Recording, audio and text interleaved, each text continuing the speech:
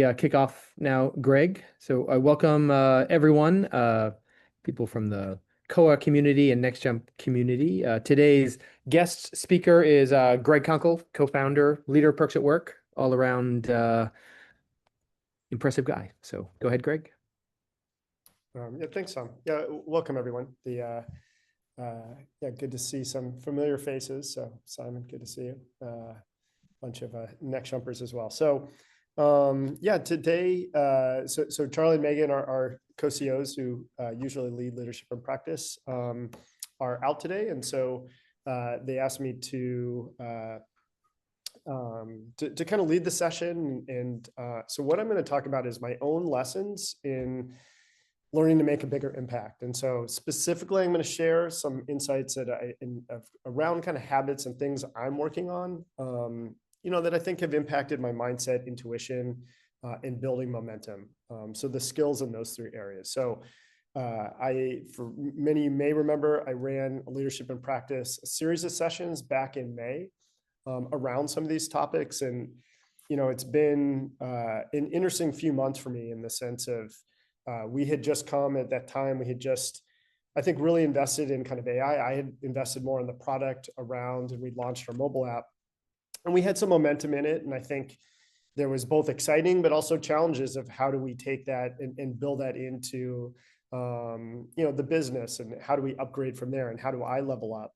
On top of it, I was in DC for kind of the case we're in, and my parents, I got a call when I went out and visited kind of UK. I got a call that my dad was in the hospital. And so, being able to balance, I think, and kind of engage in, my parents getting older and navigating some really hard conversations, and the work side and some of those challenges. I think it's both been a challenge, but also I think an opportunity to, expose, I think, some of the gaps and some of the pieces that I've tried to work on to be more present, to make a bigger impact, which is a big topic of the conversation. So I'd like this quote. It resonated with me in terms of just kind of where I'm at and some of the things that I think, many of us are going through some of our own challenges. So that's the intent for today. What I thought I'd start, I'm not going to do a full review of leadership and practice, but I taught a series at 235, 236, and 237. So just because some of this builds on some of what I'm going to talk on today is builds on some of those habits, and I think things that I found had worked for me in those areas. I was just going to do a quick recap. So if of interest, feel free. One of the cool parts about leadership practice is they're all kind of recorded, so you can go back and watch any of them. But the first kind of set of the first kind of leadership and practice I taught, which is a huge part of the coaching Charlie and Megan do, is around getting my mindset right. And how do I dial up what I called kind of high agency? So to take more ownership and agency in the things that I can control. And I think it's been very easy for me, for many of us, I think, to not bring our energy into that. And so there were a few things in there. I talked in this concept of hard mode, of taking on hard challenges and recognizing their hard challenges. And so things that I would get frustrated if problems come up, I would get frustrated, would allow that to dictate a lot of my energy. So to be able to, in some ways, even share upfront, I'm going into hard mode, that helped me in some ways to get my mindset right. I think recognizing and tapping into this notion of emotion first, of bringing in kind of what I feel kind of a courage emotion. I shared some of the rituals I do in the morning, from a song to kind of physically getting ready for that. I think that's helped. And then lastly is dialing down my energy of what I can't control. So I went into depth on those topics. I think they've really, really helped me. And I'll build on some of that today. The second piece was then taking, as I am in a better place for my mindset now, to work on habits that sharpen my intuition. And so when I think of intuition, that's me. So I think for each of us, it's kind of like the value of who I am as a person, and it unfolds my thoughts, my logic, my ideas, my creativity, also my feelings, and the things I'm bringing to the table. And there were three concepts I talked on that had helped me. One is 0-0. a concept Charlie and Megan have coached, which is to be more visceral, to give my visceral reaction to more people in like right now, even if it's harder to say, and how to practice that and put that out, and to encourage that other people, give you their visceral reactions. The second piece is what I call visceral draft. So be able to put onto paper in this case, for me, you could write it out, but to put my visceral thinking down on paper, to expose it for myself, to show to others, and to do it quickly, 5 minutes. It really challenged my notion that to have a strategy, to have a plan, I would need hours and hours to get that ready. And then the third piece of learning to embrace my feelings. And so longer part in there, but I think I've long stuffed many of them down, especially negative ones, and to be more honest with myself, to acknowledge them there as kind of data points, and there's gold within them. The third piece then was habits to generate momentum. And ultimately, I think there was a series of kind of pieces and finding what I want, this 1 week, 1 month, 3 month gating process, and stacking all of those up. I'd encourage you, if you're interested, you can go back and look at those lips. But I think getting mindset right, habits to sharpen intuition, and habits to generate momentum, to make kind of an action. Ultimately, I think for me, I've made sense of them is you can start to stack those to make a bigger impact. And so that's what I'm going to touch on today. And that was in May. And I think I've had a series. I appreciate the opportunity to kind of, come and share today, because it enables me in some ways to kind of put some of the pieces together. I feel like I've had a lot of learnings. Many of them have come from coaching from Charlie and Megan and from other leaders that I work with. And some of them I've just been kind of experimenting with and observing on my own. So the first section will fall in the same piece, is getting my mindset right of habits and rituals. And I love this notion of increasing my own ability to go all in more consistently. That might be more all in with a client in a meeting. That might be more all in when I come home in a long day with my kids and Jill. That might be all in terms of what do I want to accomplish with, say, Perks at Work, for instance, at a bigger impact in terms of the business, with customers, with clients. What do I want to innovate? And I think that notion is a skill that like I can work on being more all in any moment that I have, versus maybe feeling overwhelmed, feeling like I just got to get through these 5 things in my day to day, so then I can get home at night. But by the time I get home tonight, I'm not really all in necessarily either. So we can fool ourselves, or I can fool myself on that piece. So there are 3 things that I was going to touch on. And so the first one, which is maybe more than, I'll say, the negative part, and it's being more observant. Charlie and Megan had shared this in a previous leadership and practice I really liked in terms of some of the language. But I'll put it maybe more plain English of when I don't feel like doing shit, or I don't feel like I'm in a place where I'm like going all in. And, and that could be physically, like, it's like I'm tired in bed and I don't feel like kind of getting up and attacking the day. That could be of just like, I'm physically kind of down.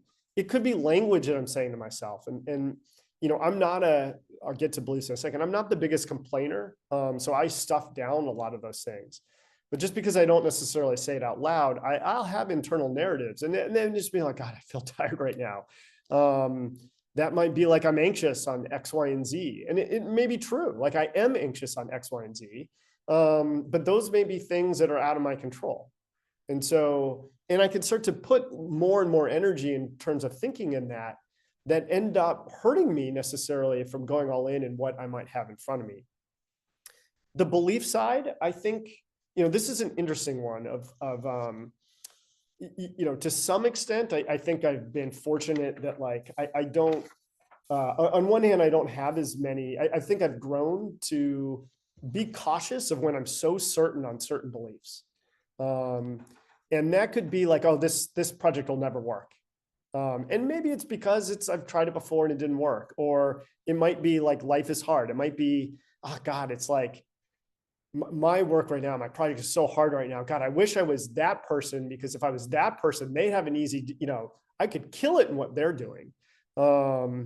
Or it's like, gosh, it's like, I would be so successful if like, this person on the product side could just do their job and get the product right. Then I'd be able to do it. And so these stories, these beliefs, these, the kind of the physical part are all super real.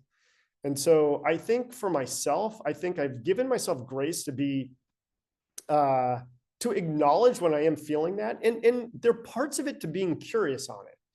And where I'm most curious is some of the beliefs, which are kind of hidden to an extent, where I feel very strongly, I have a strong reaction, it probably is negative and it won't work, to spend just enough of the time to kind of challenge it, like, why could I be wrong? Why do I come to that? That just leaves me a bit more open-minded on that. But there's an element of this that, like, just being able to recognize I'm here and in these, and that this notion that, like, but these won't help me go all in with how I'm going to show up today. And so it allows me to acknowledge and then start to feed the energy in the other side. And so I shared in previous, kind of the courage reps and some of the emotion and that part in the morning. I'm deliberate with it. It helps. But I was going to share two other pieces that I think have really started to, I've been working at, and I think have been, both intrigue me, and I think I can see having a bigger help on the other part of the energy.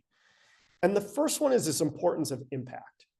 And I see other people kind of that I'm trying to coach kind of get this wrong or struggle with it, and I've certainly struggled with it. And so just when I think of impact, this is, I just took this from kind of from Google, but I like this notion, the force of impression of one thing on another, a significant or major impact, the impact of science, whatever. Like, I like that notion of whatever I'm doing, it's a major impact, striving for this. It could be in your project. It could be in a meeting. It could be as I'm coaching this. It's like, okay, I might not achieve it, but I'd like to have an impact where this helps, ideally as many of you as possible, but even something in here that you can take back and make your life better. That's a different way of thinking about it than, all right, I've got to get through leadership and practice. I know this is recorded. I hope that nobody gives me harsh feedback. Or it's like, gosh, it's like, and I've been there before. It's like, I hope I get good feedback. That's a different level of thinking than, no, how do I want to show up and what's the impact that I want to make in terms of the time and the energy that I'm going to give? And I shared this before and I really like it, but this notion of when you don't have a problem to solve, your mind invents its own petty fights, having a singular mission protects you. You don't need more clarity. You need something to pour yourself into. I found it helpful. The more I can comment out, think about the impact I want to have, it gives me energy of pouring into that feels different than an obligation. There was another kind of part that, Charlie had forwarded this, is just, it was like a X/Twitter that he liked, but it was, the reason you're not making money yet is because you're focusing on what you can get, not what you can give. You're not giving enough value. You're not giving enough time. You're not giving enough energy. And I equate in some ways give is another way of impact. It's, can you add value? Can you give to somebody else? Whether that's an individual meeting, whether that's people that you know, whether it's to a product that's helping impact their life. And I think having that kind of front and center has really, really helped me. So it's given me something bigger. It's something hard, something real. It's of adding value and time. It's making me think, we had this conversation of energy versus time management. And there's a difference. And I think this impact has been a concept that I think has allowed me to be able to call out energy and to dial it up, to attack the challenge. These are real hard. It's one thing to say it, and then it's another thing to go do it. So the third one in kind of the mindset that I really like is that there are two levers. And so impact is one of like more positive. It's like, it's kind of inspiring me. It gives me energy. Having said that, there's a part of like, I was a water polo, I was a sports player. Like I like this concept of I hate to lose more than I love to win. A lot of famous athletes have said this. Jimmy Connors is a kind of a world-class tennis player. Michael Jordan had something very similar. And I'll give an example that I use, and it can happen reactively. Like I had a client that like, they're doing kind of a global evaluation. We're trying to win their business. And a competitor had given this sheet of competitive advantages, and they totally just flat out lied about what Perks of Work can do. So that was in the moment, kind of reactively, it fired me up that, all right, that we're, kind of F that. But can I do it more deliberately? And so I have this picture up of GM, which it's an older story, but I'll share with you just as an illustration. But at the time I was running kind of the client side of our Perks of Work business.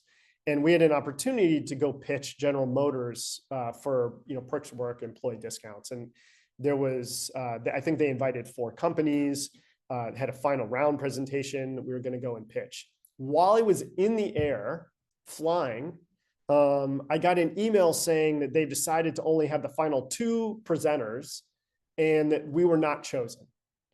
And so I've already booked the trip. I'm literally in the air. I have the hotel reserved. And so I was basically like, oh my gosh, you're not doing this to us. So I wrote and I said, I'm here, I'm showing up. I'll sit outside if you really don't want to have me, but I'm here. And so they did let me pitch. And the day-to-day person that had done the media I knew he liked Perks of Work. And I don't know all the reasons, but the senior person clearly didn't want to listen. And so I sat through that meeting with the senior person that was not listening, never asked any questions. And, then at the very end started to kind of shape without even, he clearly hadn't listened, but started to kind of, really talk down about Perks of Work and what we have. And I remember feeling so small in that meeting. And I remember walking out being like, I never want to feel that again in that type of meeting.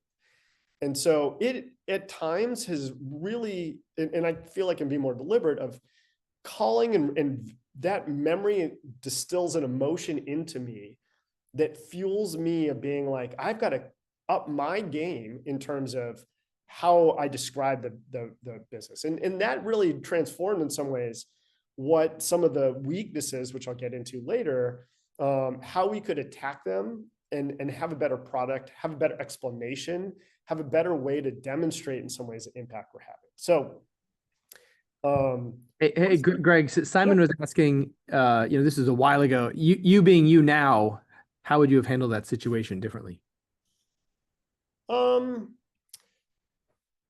Well, I think, I don't know necessarily if I'd handle the situation differently. I was kind of thrust into that, but I think all of it, the way we handle RFPs, the way I describe the product, what we've built in the product, I used to shy away from employee discounts, even the term of it, because I felt embarrassed that it wasn't like, for lack of a better word, highfalutin enough in the benefit side. It's like discounts are nice. And it took me a while to come back and lean, wait a minute, employees like this, certainly now where tariffs are high, there's uncertainty. They make an absolute difference to employees. And there's a part where I was feeling embarrassed that like, for a head of benefits, they have so many other things in health insurance, maybe it's not discounts. And so I didn't shied away from what actually I think is one of the strongest aspects of the impact we can have on employees. And so maybe that's not exactly what you're getting, Simon. It more thrust me into, wait a minute, I'm not upping my game in terms of describing how we can impact General Motors employees and why we're different. Why, there's a cost to not offering us versus somebody else, let alone, I think over time, it's driven me to build a better product too. So that's in terms of mindset. And I'll come back to it, but I can't say enough that for me, starting with the mindset, I'm going to get into things later on of leading from weakness, something that's been really hard for me. But leading from weakness, when you're not in the right mindset to make an impact, you can easily just let that your negative stories spiral in terms of like, these are just more stories for why you're not going to succeed. But when you have the mindset right and you're focused on impact, I think for me at least, I think those weaknesses land differently. So that was part one. I'm going to share a few insights into kind of, sharpening my intuition, which is, sharpening my thinking, being better and more self-aware, to have more courage to put out things that I don't think are either popular or might not work, or I know aren't quite right, but it starts the conversation. And so, and I think for each of us, this skill is even more important when things are more and more uncertain, and you're innovating, creating something new. So the first one is that I've been working on more deliberately is a reflection muscle, and much more in time. So I think as next jumpers, we've baked reflection into, I think, kind of the work we do on my minds. It's now integrated in with kind of AI coach. And so, but I think there's a piece of, I'm an action person. So oftentimes when something happens, I move on to the next thing. And there's some trade-offs there. There's some good parts to that. I don't dwell on things as much. I don't overthink sometimes in the past, and others can struggle. But having said that, I can also keep just working. If something doesn't work, my kind of instinct or habit has often been just to work harder at something. And so I think this is an example I went to with Rachel, who's on this. We went to a Staples benefit fair last year. And there's a part of like, I'm taking some notes as I'm kind of talking to, Staples employees and talking to our contacts and observing other vendors. And I'm thinking in my head of like, how would I do this better, different next time? This isn't the only vendor fair that we're going to do. It may or may not be the vendor fair for, but I started to take notes and notes of like, some of them are observations I'm making that aren't necessarily reflections, as I don't forget them. But other things are just very simple. For instance, like we didn't really have a great call to action. And so, there's a part I was kind of thinking about. We've run these Starbucks promotions. We just did run one. Could we run them in the fair where an employee now is hard for employees to kind of log on to the app right there? But could they do something right there that made it, I think, a more enticing experience? What would even the tablecloth be? I wish we had a tablecloth for it. So I'm kind of thinking, it's like, if I had to redo this in real time, right when I'm doing, how would I do this to make this better? And I think, first and foremost, I think where I've gone wrong on this is when I don't make the reflection for me. I think the reflection is like, I got to take notes because, say, Charlie and Megan have asked for it. My boss has asked for it, right? I want to do it for the team. It starts with myself. Like, what do I want to do and make an impact better next time? It's a reflection for me, but then I do find it helpful to expose, because if I'm exposing my own kind of reflection and thinking, I'm missing something. I might, in Rachel's case, she noticed some things that I didn't, but it also may be that like some of my thinking for future ones, people may have better ideas. And so I have a thesis that as I do it faster and more often, and as my team does it more faster and more often, and it's more action oriented towards kind of like future impact, we also have less regret. Because I think sometimes what happens is like, say it did okay and it doesn't kind of work. You don't really reflect and have ideas immediately for this. Maybe I go to a couple of these things. And then I start to add into this of like, gosh, it's like the next time someone asks me to go to a vendor fair, I'm like, I don't even really want to go to a vendor fair. It's like and so this is, it's a thesis. I don't know if I'm right, but it's been something I've been thinking about recently.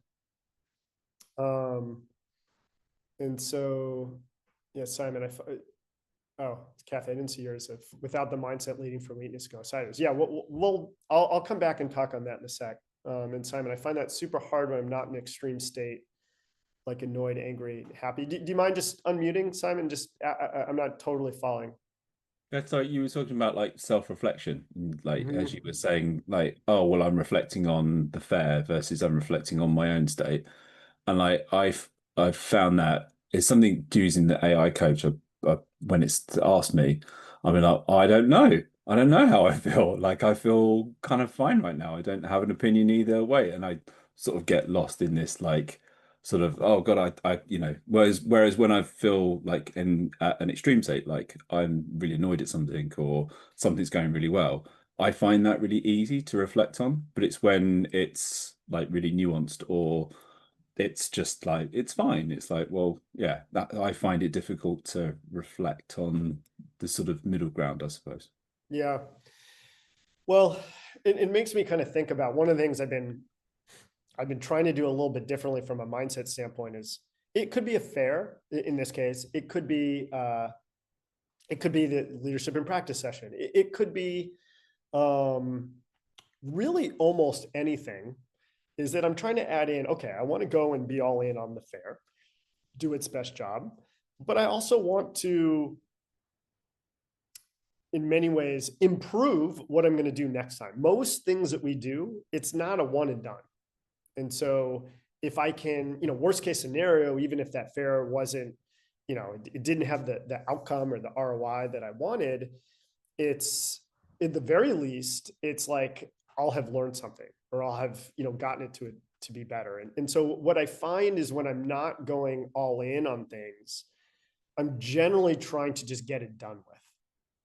And so, and that's, in some ways, I think it's a cool and kind of empowering feeling to be like, you know what, it's a habit I can work on so that I treat less things like sometimes you just have to get certain things done. But more often than not, it's my choice of the type of energy that I'm bringing into it. And I think that as I do that, it actually, that gap, maybe, I don't know if it's extreme state, but it is, and I'm doing that and I'm thinking about the impact I want, it does expose that the reality is almost never the impact that I want. So it's actually enabling me to find things more easily to reflect on. Okay. So the second one is, and so this is a big one where I feel I've made progress on this. It's becoming more of a habit. And this is something I would love. I've talked a lot with Richie and Weiwei, and I was talking with Santiago of kind of the team to do this, because I can see people struggling, and I think it hurts some of both your intuition as well as your own learning. And that notion is when things are uncertain, and I'll give some examples. Oftentimes what will happen is when the topic comes up, we're hesitant to share either our thesis for how it could work out and why it could work out that way, or if we're looking back at something, it's a problem, and why is that problem happening? We're reluctant to share our thesis of what happened. Now, that's what I think is most common. I will flip. The other tell is when people are so certain about the certainty or so certain about what happened. Both of them are clues for me that like it's not quite right, because oftentimes uncertainty, there's no, like our prediction, like it's not going to be right. And there's so many possible outcomes. And if it's complex, even looking at it, it's rarely one thing. And so I'll give some examples of what I've been working on. And it really goes with like using kind of the terminology of like a thesis.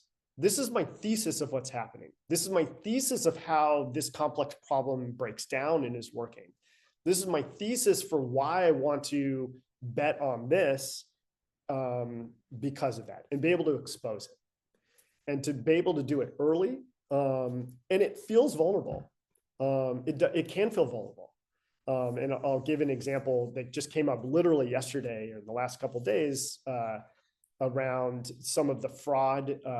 We have certain users that kind of game perks at work. So they get employee discounts, and it's not often, but it's complex of what some of them could do. Some of them are wildly creative in how they take advantage of kind of our site.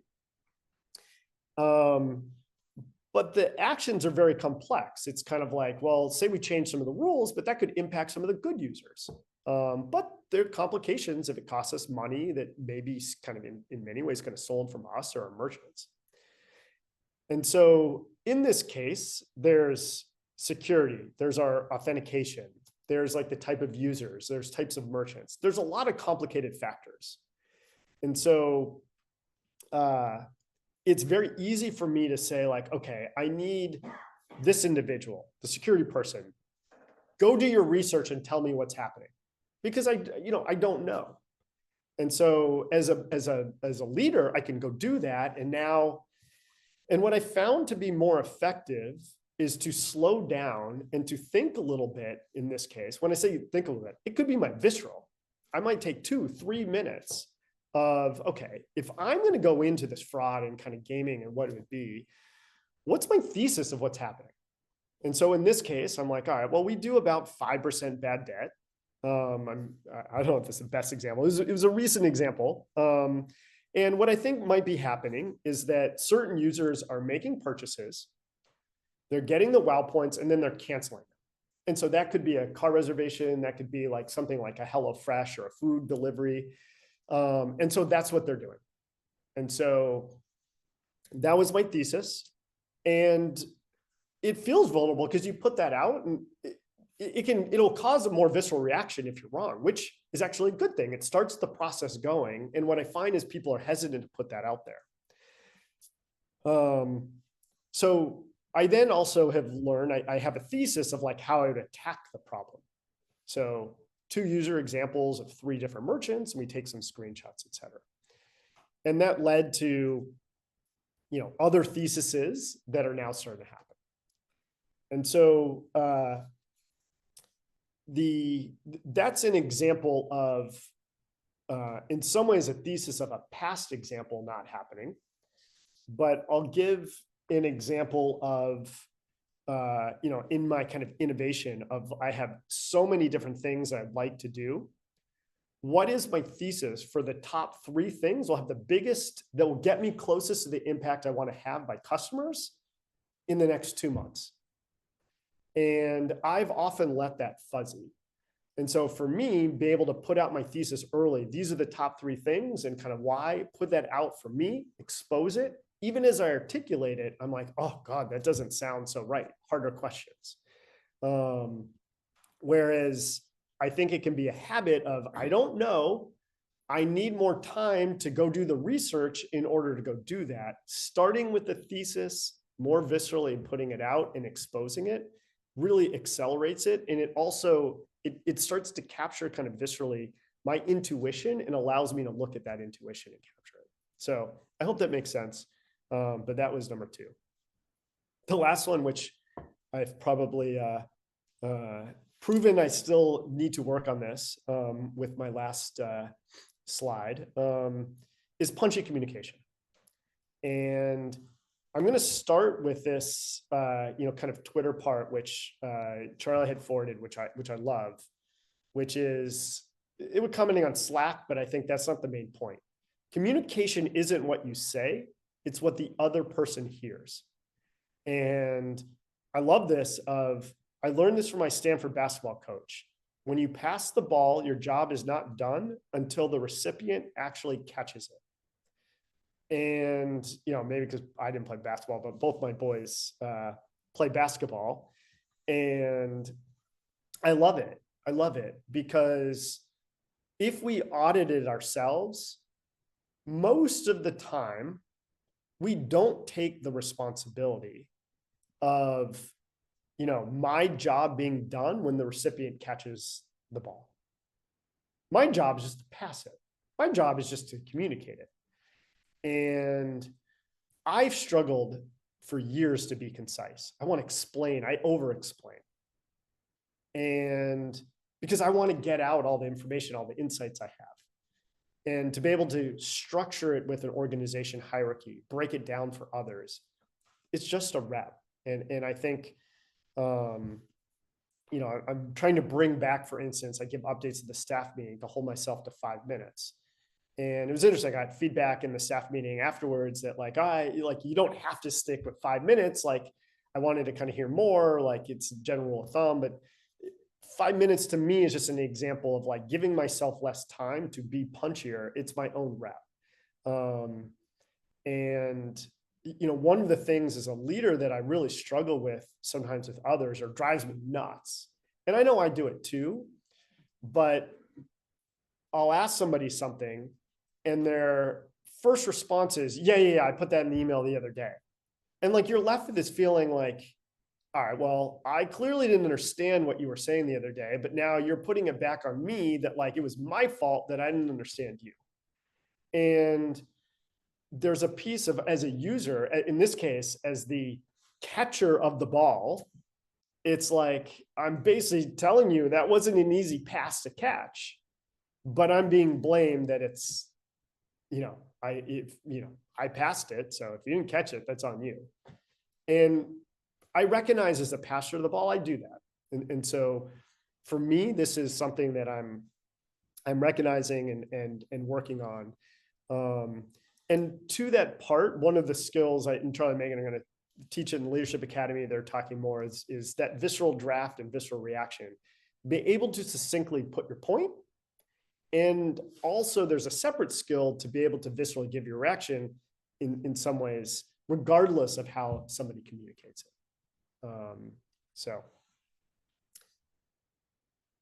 right, moving on to, now that I've covered mindset and intuition, I'm just going to talk on building momentum, because at some point there's an element of, in making impact, you can talk about the impact you want, but you got to go do it.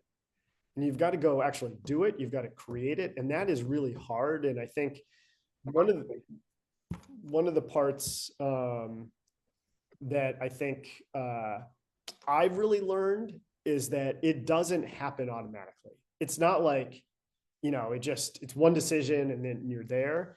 And this notion of building momentum, something Charlie and Megan have talked about for a long, long time, I think is just such a powerful approach to actually making the impact. And I felt this. The first one, and I touched on this back in May, but I think we've just sharpened it. And I think it's in getting started. This is a bit more product focused, but it really could be in anything and I'll put here, this is a one of how about Anthropic, which is in kind of an AI in the code side. But they talk about in terms of their product development, instead of endless spec documents and roadmap debates, the Claude code team has cracked the code on feature prioritization. Prototype first, decide later.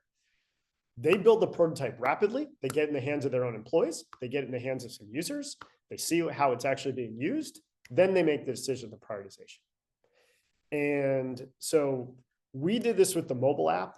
There was back in November, it was a light bulb for me of being able to prototype, and we used AI to code about 90% of our piece. So AI can definitely, and even now it's advanced. So I taught a class, I'm going to teach it again in the Leadership Academy, of being able to, for non-engineers, you can now prototype a concept and get out and deploy it in real time within 30 minutes, even faster now. It's amazing. It's amazing. But the difference between a prototype versus a mock, to me, is like a difference almost of night and day. One of them I can see, but it's harder for me to really get in the mindset of using it. The other one, I'm actually using it. And it's a big difference. So we're trying to do this with all new features on the app, in the site. And, again, it may be like, instead of just the plan for, if say it's collateral or it's a flyer, or say it's like a, even what I was doing, a prototype first of this session. Instead of just giving my thoughts kind of high level to say like a Santiago and Richie, I actually mapped out, here's my agenda, here's how I'm framing it, boom, what do you think? And I saw them even in trying to explain it, I got reaction of, all right, well, this stuff needs to adjust or not. So for instance, we're just doing very cool. We're doing this price comparison on Perks at Work. One of our large challenges in terms of with Perks at Work, some of the bigger ticket items, like if you're buying an appliance, say from GE, we have great prices, better than what's out there. But, if you're a new user, like you may not be aware of that. And like, if I have this, my wife our refrigerator died. So we bought an appliance and she went to Home Depot and then she went to Best Buy. And I was like, no, literally, you're married to the person that runs Perks at Work. We have better pricing on Perks at Work. And she's like, I don't know. And So then I did the kind of the price comparison, showed her, and she's like, oh yeah, I didn't know that. Yeah, definitely let's use Perks of Work. But we don't make that easy for users. And so oftentimes what we do in this case, we kind of do a mock. But in this case, Vaishali just built the actual prototype. It's a site that's like just kind of deployed. You click around it and kind of see it. And even for me as a user, I was like, I had such more visceral reaction to what I liked and didn't like about it than just the mock.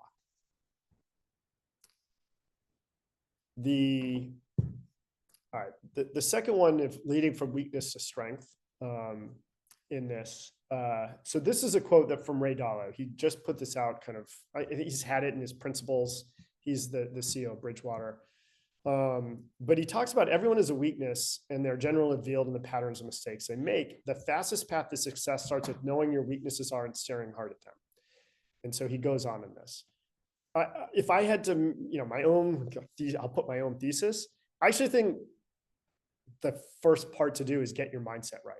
And it goes back to, I do believe if your mindset's right and the impact you want to have in whatever kind of arena that is, in work, family, in other parts of your life, that what happens is that I think you, or at least I have found that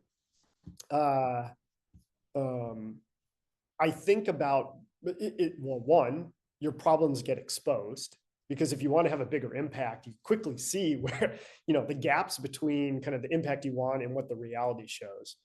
But it also makes me think about, they're not excuses. They're things I want to solve for to get the impact I want, not excuses to use to further my own narratives of why I can't succeed and excuses to not to succeed.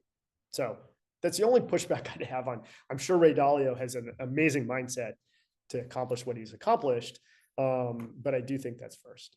So having said that, these are just examples that I've laid out, for Perks of Work, for instance, and the user proposition.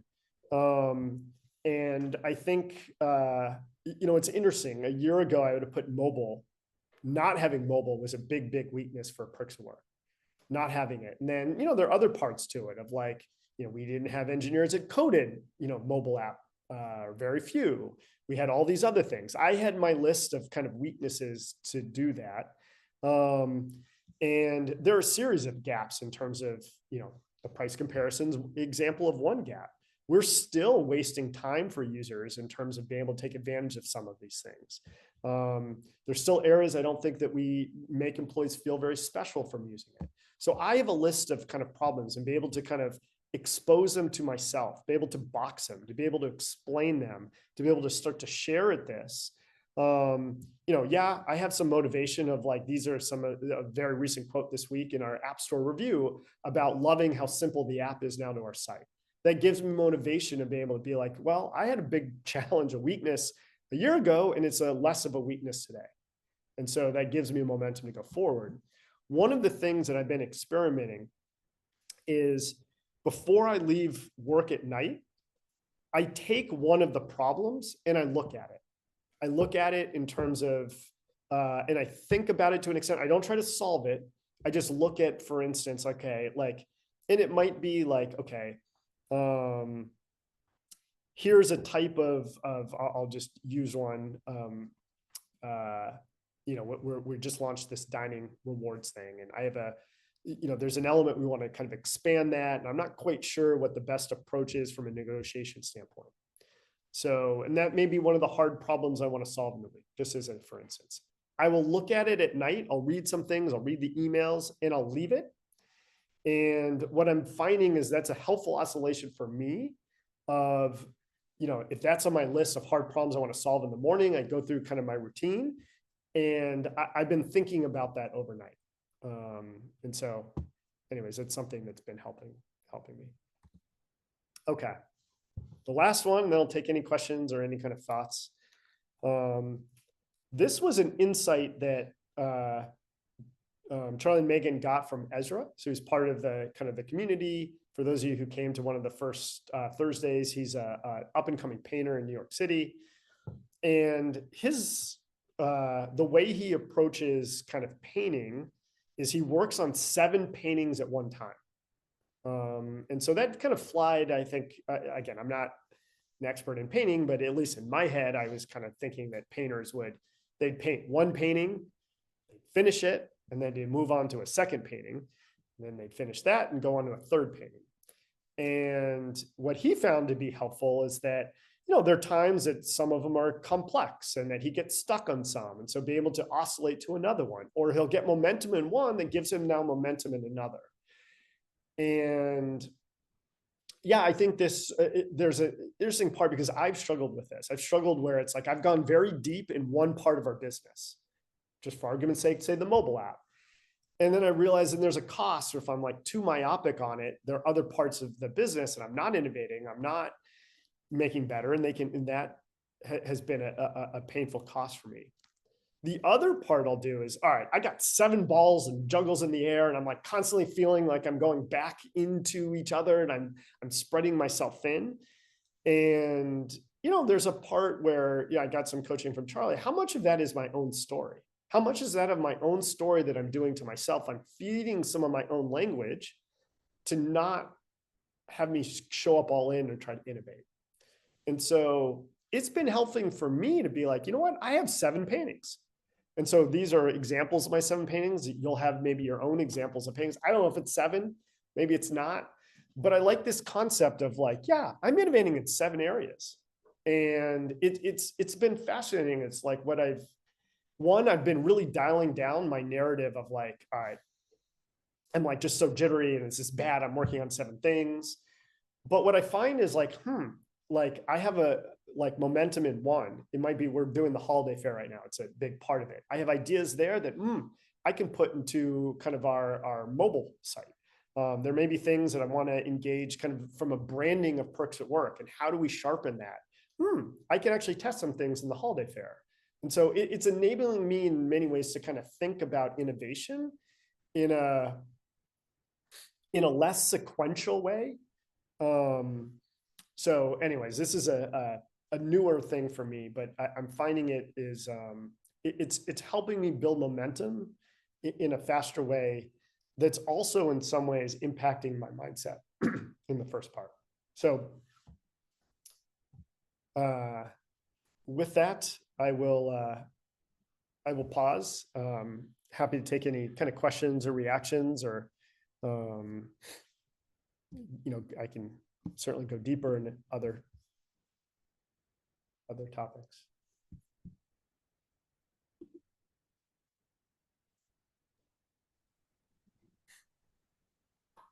Hey, Greg, did I hear you right? When you're saying that when you're at the end of the day, you're picking kind of one of the bigger problems or issues and kind of seeding your brain with that. But then that ties into your morning ritual when you're coming in, you kind of visceral draft on something. That's the something. Yeah. So I'll give you a for instance of kind of this week on a couple things. So one of them this week is around kind of the holiday fair and what's going to be kind of bragworthy about it. What is the branding? How do I want to kind of explain it?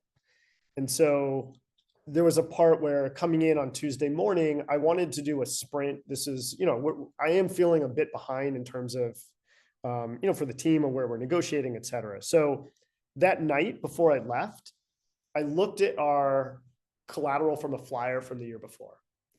I looked at a kind of the initial like budgets that we had in terms of some of the merchants to do. I looked at what was the themes that we shared a year ago and what one of the emails were like. And then I mapped out in my head, there are 3 things. What is going to be kind of bragworthy? How do we solve that? How do I articulate helping employees save? And what are kind of those? But I didn't try to solve it. And so then I went through that morning, I came in and I was like, it felt like it gave me a lot more momentum. I had ideas coming into it versus sometimes what I'll say is I'll be like, okay, tomorrow morning, I want to work on the holiday fair. And so then, but I don't like seed it. And so then I kind of get anxious overnight. And then I get in the morning and I'm like, it feels a little bit heavy. And then someone on the team or a client sends me an email and I start on that. And I'm like, now all of a sudden I'm like pushing it off versus like, it's been helping me being like, God, I have like 2 or 3 ideas to go and attack that. And so it's been helping me to get going after some of these hard mode things in the morning.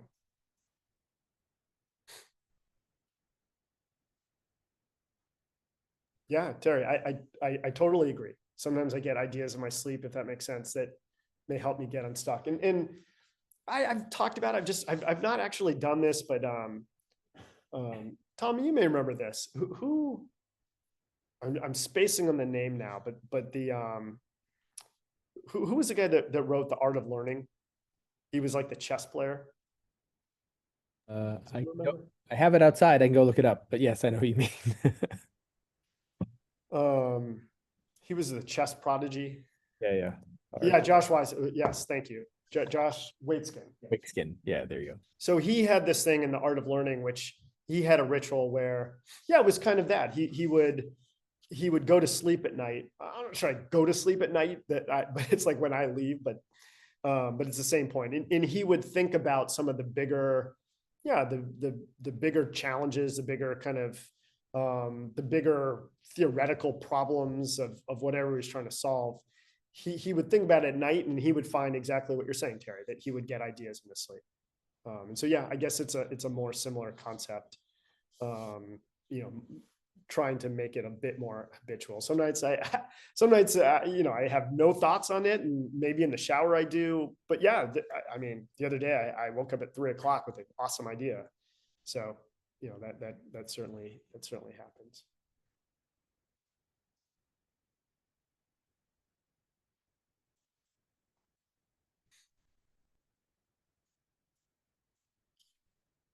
Any other? Hey, Greg, I really like one of the first ideas you talked about having the importance of like impact and like thinking in that way. Like, is that kind of your frame, even like coming into this, for example, like what's the impact today? Or what's the impact with this? If I'm going to go all in this lesson, like, what do I want people to take away? Is that kind of the way you think about it? Yeah, I think it's I've been really trying it in the sense of, I just found it helpful when I think about adding value to somebody else. It quiets some of the noise of like, is it going to be well received? Is it like, am I going to get criticized for this? Is it like, it quiets some of that. And I think it sets a bar for me that like brings me better energy. And so, yeah, it could be this session.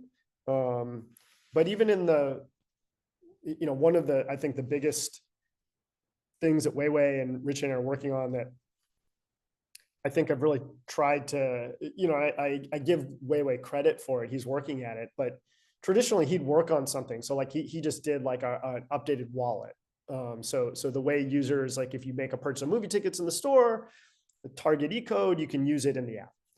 And traditionally, I think he would build it and like he would feel some great success or good motivation when the product got built. So it got released.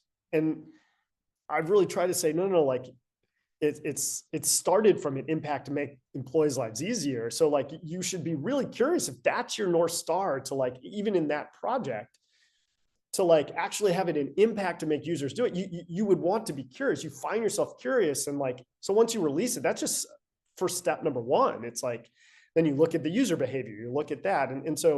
And I think that's the difference to me of like having, or an example of like, it's an impact on who you're building it for, not the project itself. And I think to be able to kind of innovate and create, it puts me in a better place, but it's also a higher bar.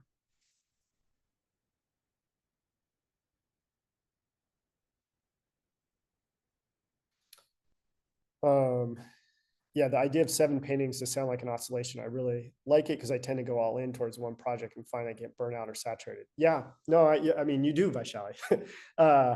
And one thing that helps me also realize is like, again, I'm not a painter, so it's like, I'm sure painters may find this analogy terrible, but in my head around painting, There's a part where it's like, it's something that you want to be great.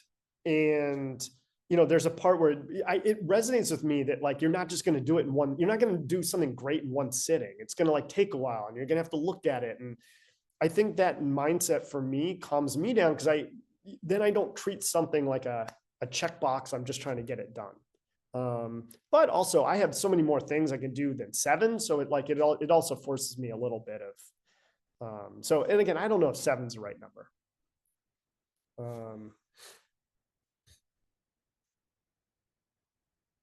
So Brian, I'll come back to you, Rich, in a sec. Receiving the ball plus what you want the receiver to do with that ball. Now they have it. Are they clear on the objective? I'm assuming you're saying, Brian, that concept resonated with you, or? Yeah, Greg, when Tommy, when asked you like today, what was the impact? That may be different for all of us on this call. I know I have a couple highlights and it'll be impactful for me. And I don't know if that was your intent starting out on the impact. Like you said, being worried about how it would be received. I guess I'm saying out loud, wow, I took a lot away from today, but I'm wondering if it would be what you intended in this case of just this lip today, versus maybe a more specific, like, hey, wait, you didn't get the product feedback yet. It could be very situational.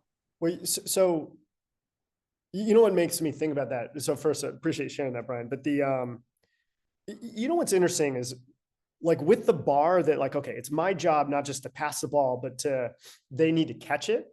I think you're more observant on like how they caught it, what they did with it. You may even be curious of like what and I share that only in even taking this session, for instance. It's like, I do find myself more genuinely curious what lands and doesn't land for individuals. And I think there's a part where it's like, if my lens was more around, I want to do a good job. It's a little bit more of a spotlight towards me. And I find myself then I'm just less curious. So I may say I want feedback, but the reality is I want a pat in the back. But when I think about impact, I took out a quote because Santiago was like, it's confusing. But I really like it where it's like feedback and kind of criticism doesn't really matter. It's kind of like, are you doing it or not? Are you creating the impact? Are you creating the product? And the market will tell you. And so I find that like, even in this, why I like that analogy of your responsibility is not just the pass of the ball, but the person catching it, it makes me more curious. All right, Richie, so mindset, generating success with awful mindset is just setting up for failure. Yeah, I know Charlie and Megan have been teaching this for a long time, but it has, I don't think I understood this for a long time. Putting out point of views like picking a route to start in a dark room. Yeah, that's exactly right. And even the articulation of it's a dark room and say there's 5 different doors you can go through. Even if you have no real idea, like you have a thesis of which room to start with, and even the articulation of why that room, you never know what what other people may react and what you may learn from it. And it does, it also kickstarts kind of the I know what you mean by work, but kind of the action. Yeah, and to your point, it's hard to do because I'm always in fear that I need to know the right answer. One thought that has really helped me in this is that I've learned to accept that it's the process to get to more clarity on, I don't want to say an answer, but like possible solutions. In really uncertain times, it's probably not one thing, it's probably many different approaches that could work. So I look at this of like, it's the process to get that, more clarity and more learning out faster.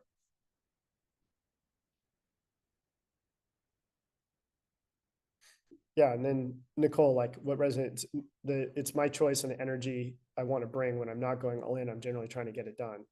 Yeah, no, I just think I'd encourage you, be observant. And like, even that is a powerful recognition. It's like, all right, I'm trying to get it done. And there's a place for that. but it can easily creep. The reality is it's almost everything that we're doing. And it's, and I think that's the time management versus energy management. It's like we may have 5 meetings, and so we may have, and sometimes there's control, sometimes there's not. But I think that energy piece is something that it's we have a lot more control than I think we give ourselves credit for. But it's a practice. Okay. Any